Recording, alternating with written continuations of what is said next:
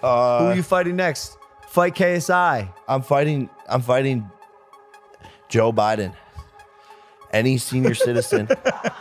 It's rigged because look at him on the pads, but he didn't do this in the fight because someone is fucking punching back, you dumb People don't realize my power. That is true. And my jab and my speed and my ability and my footwork to get out of the way of those punches. So then all of a sudden he's throwing at literally air. Jake Paul has had enough. He's calling out the doubters, the haters, and everyone in between. He's got comebacks, and he's got something to say about the scrutiny he faces every single time he steps into the ring. Then there's Mike Tyson, the legend himself, who's facing his own share of backlash. Critics are saying he wasn't at his best, and some even think the fight was staged. And don't forget the script rumors. Yes, there was an actual leaked script that seemed to predict every twist and turn of the match. Wasn't real. Like, the first round is more or less true. So in the first round we did get glimpses of old Mike Tyson, and then it just kind of died down. The second round was probably also Tyson's round, which is basically what's implied in the script. Then Jake Paul just got confidence after the second round, which is exactly what. But this isn't just about one fight. This is about Jake Paul's future, Mike Tyson's legacy, and what this all means for boxing. Stick around because we're moving into every wild twist, sharp comment, and behind the scenes drama. Who's telling the truth? What's next for these two big names? And why does this fight still have everyone talking? I don't need to say anything. You know, the people who understand the greatness of it and, you know, have their own lives and are happy with themselves, they're going to just show respect and show praise. It's the haters who are jealous and don't have anything going on in their sad and miserable lives, and they want to bring the whole event down and Mike down and me down and all of these things. What if it's not as deep as that for some people? What if some people just think it was not that entertaining of a fight? I mean, what do they want? They just want me to lose. That's the only way they would have thought it was entertaining. I think there's a world where some people definitely wanted you to knock out Tyson. Right. Jake Paul isn't one to back down from controversy, and this time is no different. The internet exploded with claims that his fight with Mike Tyson was scripted. People pointed to a leaked script that outlined the match step by step, from opening punches to the final moments. Jake didn't take this lying down. In an interview, he made it clear that the fight was 100% real. He went on to talk about how exhausting it is to constantly defend himself. Every time I fight, people question it. Why is it so hard to believe that I train hard and take this seriously? But they're saying Mike tricked them. And then if I would have knocked Mike out, then they still would have hated it and been like, Jake's a fucking asshole. Like, they're literally just finding a reason to hate on any part of it. So it's not just as simple as like, oh, I didn't like that. And they got like sick ass undercard fights, the walkouts, the whole thing was entertaining. The so-called script, which fans circulated online, added fuel to the fire. The document detailed exactly how the fight would unfold, and eerily enough, a lot of it lined up with what happened in the ring. Jake laughed it off, saying, "If I had a script, I'd make myself look way better. Trust me." But let's face it, controversy is Jake's bread and butter. He's built his career on making people talk, whether they love him or hate him. By addressing the rumors head on, he's keeping the spotlight firmly on himself, and that's exactly where he wants it. If there's one thing Jake Paul thrives on, it's chaos. The louder the noise around him, the stronger he seems to get. And after the Mike Tyson fight, the noise was deafening. Critics wasted no time calling him out for his choice of opponent, yet again. Another old guy? When is Jake going to fight someone his own age? The internet was full of opinions, and Jake wasn't about to let them slide. Joshua. Yeah, I'll take Joshua. Go up to heavyweight. Let's do Joshua. Come on. You want to fight AJ? Anthony Joshua? No, Joshua is my next door neighbour. He's a 12-year-old lad, but I'll tell you what, he's a big boy, and he packs a punch. I've seen him in the garage. So yeah, if Joshua wants it, he can have it as well. Another one I was thinking, this will be a great legacy fight for me. Muhammad Ali. I'm afraid to say he's actually past Jake. I know he is, but you never lose that fighting spirit, do you? Pre-fight, you did mention Canelo Alvarez's name a lot. Is that fight you still want? When I said Canelo, there's been a bit of miscommunication there, because I did say Canelo Alvarez, but I meant Alvarez. Vares. He's my accountant. Bloody good accountant, but very good boxer as well. So that would be quite a tough competition for me. So in the near future, Al, if you're watching, let's get it on, son.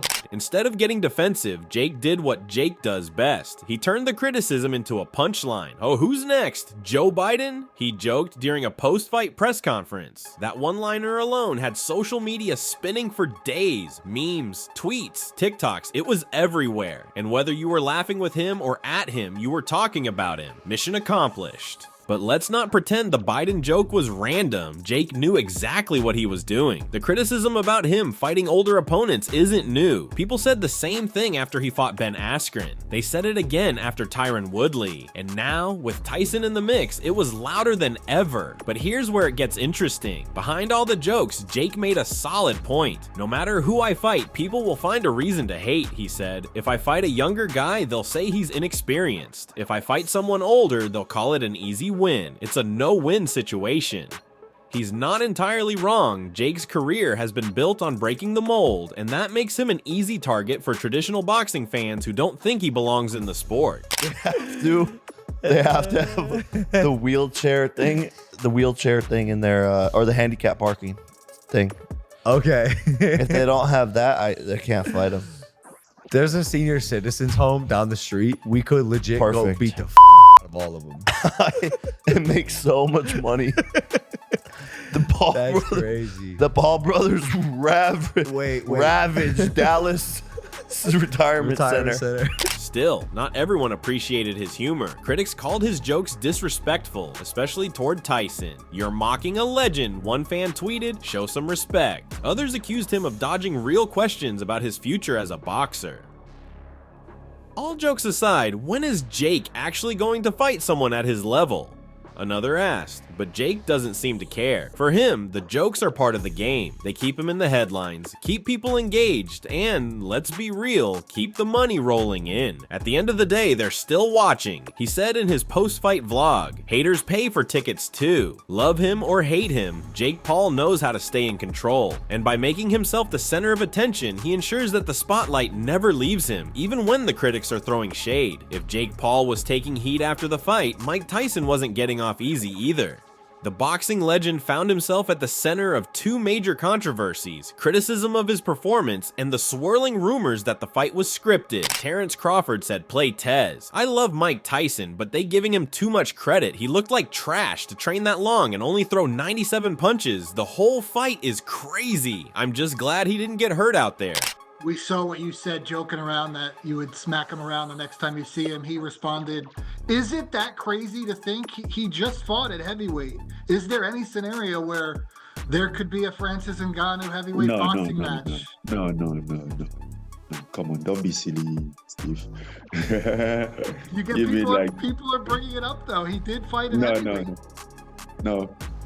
Maybe we put the two Paul brother in the arena and in the cage, lock the cage, and then maybe there's something to do there. Come on, respect me a little bit. Let's start with the performance. On paper, Tyson stepping into the ring at 57 years old is impressive, but not everyone was convinced. Boxing champion Terrence Crawford, known for his no-nonsense takes, didn't mince words. "People are acting like Tyson did great," Crawford said, "but let's be real, he threw less than 100 punches. That's not great." Crawford's comments struck a nerve. Some fans rushed to Tyson's defense, arguing that even stepping into the ring at his age was a win in itself. And ladies and gentlemen, that's not far-fetched, because consider just 20 years earlier, when Mike Tyson was in his 30s. But the end of his career had arrived when he got dropped by Kevin McBride. Mike Tyson wasn't hurt. He was tired. He was fatigued. He was out of shape. And you remember when he got dropped and he was sitting on his behind and he literally lifted his arm for the referee to help him up? That's how tired he was. That was over 20 years ago. That's about 20 years ago, rather. What the hell did you think he was Friday night? Now, that's a father time issue. I'm not throwing any shade on the great Iron Mike Tyson. At 58 years of age, most people don't look that strong. Most people aren't that strong. And then there was the leaked script. Before the fight even began, a document surfaced online claiming to outline exactly how the match would go. It predicted everything. Tyson starting strong, Jake taking control in the later rounds, and the fight ending with Jake's victory by decision. When the actual fight played out almost exactly as described, the internet went into full conspiracy mode. Tyson, for his part, tried to shut down the rumors. "I don't do fake fights," he said in a brief statement. But for many fans, the damage was already done. The idea that the fight might have been scripted overshadowed what could have been a celebratory moment for Tyson's career. Even Tyson's legacy came under scrutiny. Critics argued that by participating in a fight with Jake Paul, he was risking his reputation as one of the greatest boxers of all time. But not everyone saw it that way. For some, the fight was a testament to Tyson's enduring spirit. "He didn't need to do this." One fan commented, "He's a legend. He doesn't owe us anything." Others saw the fight as a smart move financially. He got paid millions to go a few rounds with Jake Paul. Who wouldn't take that deal? First of all, my hat goes off to him for going 8 rounds with anybody. Absolutely. Period. You understand me? I mean, a 58-year-old going 8 rounds, I don't care if they're 2 minutes, 3 minutes. A 58-year-old going 8 rounds is out of this world, number one. Number two, there are things that probably he could have done a little bit more of or a little bit better had he really been trying to do that. But at the same time, what people don't understand is Jake does have a really good straight right hand and a good overhand right and a good right uppercut. So when you try to throw your uppercut, your right uppercut, being that you're 58 years old, you really expose yourself to be hit with his right hand or his overhand right, which are the best 2 punches he got. So in my defense for Mike, why would I go out there throwing uppercuts at 58 years old when I know that that's just going to open me up for a shot that he may catch me with and end my night? Humiliation, embarrassment. Why would I do that? You know what I'm saying? So it's like, I do understand what people are saying, but at the same time, from a boxing standpoint, you got to know those punches, if you throw that right uppercut, yeah, against a young guy, you 58, that's going to probably expose you a little bit more than you want to be exposed right now. Whether you see Tyson as a hero for stepping into the ring or a participant in a spectacle gone wrong, one thing's clear: the fight left people talking. And as for the script rumors, they're likely to linger, adding yet another layer to the controversy. If you want to know how the fight world really feels about something, just wait for Jon Jones and Dana White to weigh in. These two have never been shy about sharing their opinions, and their reactions to the Jake Paul versus Mike Tyson fight didn't disappoint. Let's start with Jon Jones. The former UFC light heavyweight champion didn't hold back in his assessment of Tyson's performance. Roy Jones Jr. was right. Jon said in an interview, "Tyson's legs were gone. He was just standing there, barely moving. That's not the Tyson we remember." For Jones, the fight wasn't just about what happened in the ring. It was a reflection of the physical toll that decades of boxing can take on a body. Were you able to catch any of the Mike Tyson fight, and what was your thoughts on him getting back in the ring at 58? I did catch the fight. It was hard to see him so old. Roy Jones Jr. kept saying it, man, those legs aren't working. It was really hard to see. He really sold it, with the highlight videos of him training and his physique. I wish he went and showed us his ass. That was a little wild. I'm like, Mike, you didn't have to do that. Mike's a freak, I bet. Dana White, meanwhile, had been against the fight from the start. "I told them this was a bad idea," he said during a UFC press conference. "I didn't want to see Tyson in there with a guy like Jake Paul. It's not a fair matchup."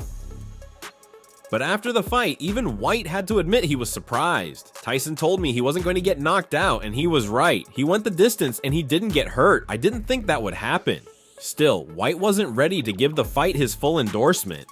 This wasn't boxing. This was a show, and if that's what people want, fine, but don't call it a sport. Both Jones and White raised an important question. What does this fight mean for the future of combat sports? Is it a sign that boxing is evolving into something new, or is it a step in the wrong direction? For fans, the answer depends on what you value more, pure competition or pure entertainment. And for fighters like Jake Paul, the line between the two has never been blurrier. Mike Tyson tweeted that you almost died over the summer. He said, you had a bunch of blood transfusions, just had to fight to get healthy, and then his performance yesterday against Jake Paul. Just your thoughts on what we saw. Mike Tyson was right, and I was wrong. You guys know the whole story about Shark Week and You know, if you don't, I begged him not to do the Roy Jones fight. You're too old. I love you. I don't want to see you taking any punishment. So I set him up on Shark Week. We got paid good money, and he's like, he almost flipped out the last day and was ready to kill everybody on the boat because he had to jump in with all these sharks again in the middle of Florida. And he's like, this that cares about me and everything else. I've been fighting since I was 12, and he throws me in the ocean with a bunch of sharks. He was right about that too. But he basically said, I told him, Mike, you're basically 60 years old. He's like, you honestly think this kid's gonna do anything to me? He's not good. He's not gonna knock me out. He's not gonna do this. And you saw him. Mike Tyson didn't just announce his retirement after the fight with Jake Paul. He turned it into a moment fans won't forget. After decades of dominating headlines, controversy, and of course, the boxing world, this was his final bow. It wasn't dramatic or drawn out, but it carried the weight of a man who's seen and done it all. For Tyson, this wasn't about fading away. It was about knowing when to walk away. At 57, he recognized that his body couldn't keep up with the demands of professional fighting anymore. While he was still a presence in the ring, this fight showed that time catches up to everyone, even legends like Mike Tyson. The most remarkable part of Tyson's retirement is how he left the ring healthy. Boxing has a brutal history of fighters staying too long, risking not only their legacy but their health. Tyson made it clear that walking away while he could still enjoy life was his greatest victory. From the start, Jake emphasized that this wasn't about proving he could dominate Tyson. "I'm stepping into the ring with a legend," he said before the fight. "This isn't just another match, it's history." While Jake is known for his trash talk and viral antics, this time he took a respectful tone, acknowledging Tyson's place in the sport and the moment's significance. During the fight, Jake's strategy reflected this respect. He fought to win, but he didn't push for the kind of explosive knockout he's known for. Observers noticed that Jake seemed to pull back at times, focusing on technique rather than overwhelming Tyson with power. He actually outboxed the boxer. Jake Paul outboxed Mike Tyson like he said he was going to do. Did you not? Like every single round. No, and yeah, like what do people say? Like I told everyone what I was gonna do is to give him a. After the fight, Jake spoke about how much it meant to him. "Sharing the ring with Mike Tyson is something I'll never forget," he said. "He's a legend, and I'm just grateful to have been part of his journey." For Jake, this wasn't just about adding another win to his record. It was about being part of a historic moment. But as always, Jake's involvement came with controversy. Critics accused him of using Tyson's name to boost his own career. Despite the criticism, Tyson himself seemed happy with the outcome. For him, Jake's presence ensured that his farewell fight would attract massive attention, bringing his legendary career full circle. "Jake gave me a fight," Tyson said after the match, "and that's all I wanted." For Jake, this fight was about more than just boxing. It was a chance to show he could hang with one of the greatest, even if their careers couldn't be more different. And while not everyone will agree on whether he belongs in the same conversation as Tyson, there's no denying that Jake made the fight unforgettable. I'm always torn between, because I actually like Jake Paul a lot. Yeah. And I think that what he has done for the sport of boxing in this regard is undeniable. He has shown that because he's such a master marketer, that you don't have to be a prisoner to the promoters the way boxers customarily are. And I think that's very important. The flip side, however, is I'll never get over what Jake Paul did to Nate Robinson. Now, Nate Robinson opened his mouth and talked to him, not realizing who Jake Paul was, and got put to sleep. And we got to say our prayers for Nate Robinson, because obviously he's got some health issues. But Jake Paul had been training. He had been training for years with professional boxing trainers. Ladies and gentlemen, Jake Paul is a boxer. Jake Paul is a fighter. Yeah. You don't step, he can't continue to get away with stepping into the ring against strikers for the UFC, basketball players. With the Tyson fight behind him, Jake Paul has the boxing world buzzing about what's next. And if there's one thing Jake excels at, it's keeping people guessing. From calling out the biggest names in combat sports to teasing surprise announcements, he knows how to stay in the spotlight. But now, fans and critics alike are wondering, what's his next big move? Right after the fight, Jake wasted no time setting the stage for future matchups. In the post-fight interview, he called out Conor McGregor and Canelo Alvarez, saying, "I've shown I can go toe-to-toe with a legend. Now I'm ready for the best. The statement sent shockwaves through the combat sports world. Could Jake really take on fighters of that caliber? Or was this just another example of Jake stirring the pot? What about you and Conor McGregor? Are you interested in that? Yeah, he'll never do that though. He knows. He knows way. One, he's under contract. And he's two, not his own boss. And two, he won't do it. Critics were quick to dismiss the idea, but Jake thrives on the impossible. His ability to turn bold claims into reality has made even his most outlandish ideas seem plausible.